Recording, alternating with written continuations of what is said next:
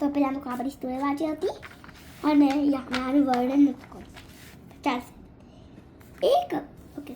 જંગલમાંથી મહેલમાં એક ભીલ અને બિલાડી જંગલમાં ફરતા હતા. એમને એક ગુરુ ભગવંત મળ્યા.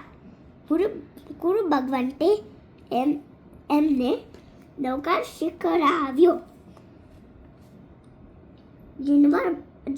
જીવનભર નૌકાનું ધ્યાન કરતા મારીને બીજા ભવમાં રાજકુમાર રાજસિંહ અને રત્નાવતી રાજકુમારી બને છે.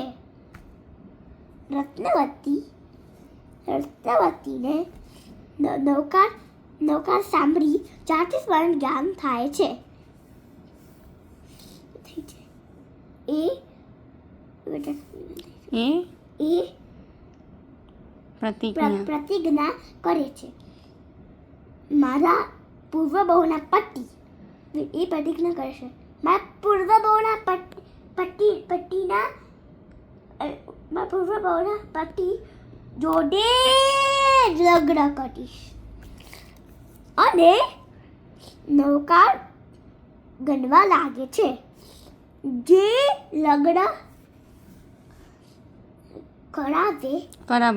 કરાવવા આવે એને પૂર્વ બહુ પૂછે છે. રાજસિંહને પણ ખબર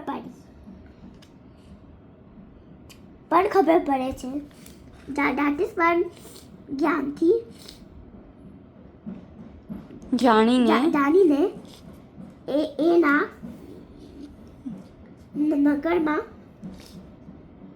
આવે છે અને એની પાસે રૂપ પરિવર્તનની ઔષધિ હતી.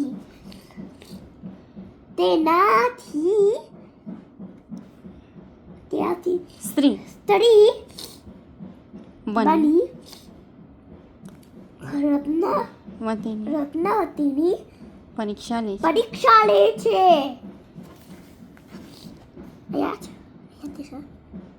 રત્નાવતી કહે છે કે તમને પૂર્વ બહુ ખબર છે. તે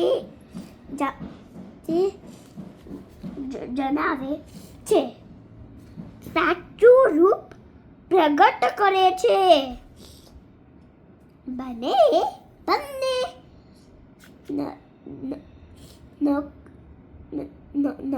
નૌકાના પ્રભાવથી મરે છે. બંને નૌકાના પ્રભાવે મળે છે. રાજા રાની બની નૌકાનું જીવનભર ધ્યાન આરાધના કરે છે. ત્યાંથી મળીને દેવ થાય છે. ત્યાંથી મનુષ્ય બની મોક્ષે જશે. Now let's read a question. જંગલમાં કોણ ફરતું હતું?